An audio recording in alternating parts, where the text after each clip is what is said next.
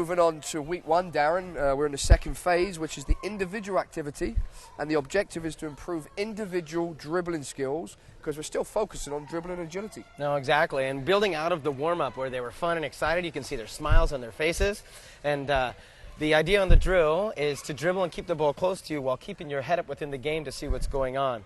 As you can see, each time one of the parents or coaches holds a ball up into the air, the kids have their head up and they know where to dribble the ball to.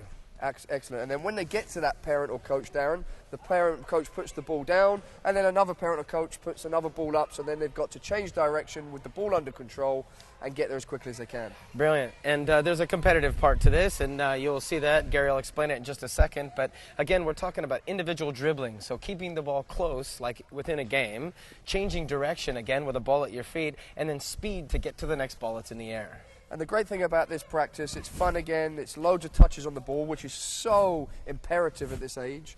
They're touching the ball, they're changing direction, they're using different parts of their feet, all four surfaces, top, bottom, side and side. And now what will happen as a progression, the coach will run in without a ball and chase players, so they've now got to think about another scenario. Again, building from small to big, we're simulating what happens within the game in a coaching environment. Okay, it's controlled, but we still give these kids an opportunity to use all surfaces of their feet, express themselves individually, but then have a competitive spirit within a group. And if you're looking at coaching points, from basic coaching points, dribbling with head up, Darren, how important is that to recognize where the space is and then exploit it? Well, it's massive. Within the game, you have to exploit space in order to penetrate the opposition. And you know, again, we're starting at the bottom end of the developmental curve, but the whole point is you'll find very quickly that kids recognize that, and you will find it within the game competition that they have. And then the change in direction, the change in speed, and a little bit of pressure with the coach will come in and put some added pressure on. So there's a lot of realistic scenarios going on. And again, even with a winner within a competitive environment, you'll see that the kids got smiles on their faces, they're having a great time, and they yearn to get on to the next part of the training. So as we talked about, they're going to use all surfaces of the feet. The coach needs to express that and encourage that and keep the ball at a controllable distance, because you don't want to lose control of the ball, Darren, do you? Of course. You know, it teaches all things within the individual dribbling and agility that we're building on. And again, as we progress into the upper parts of the training session, you'll see where this is very important.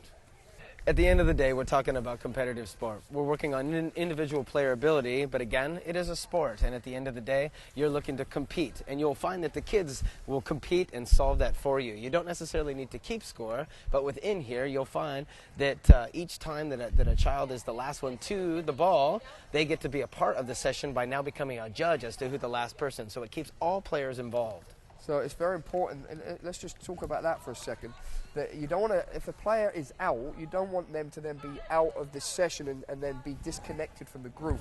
So it's so important that you come up with ways, and a judge is always a good way because they feel involved and they're having fun doing it. Exactly, and anything that you can do as a coach to talk to them and keep them involved in the game, like, well, what do you think? What do you think they're doing well as they're being a part of it? That's just good coaching. Look at the smiles on their faces.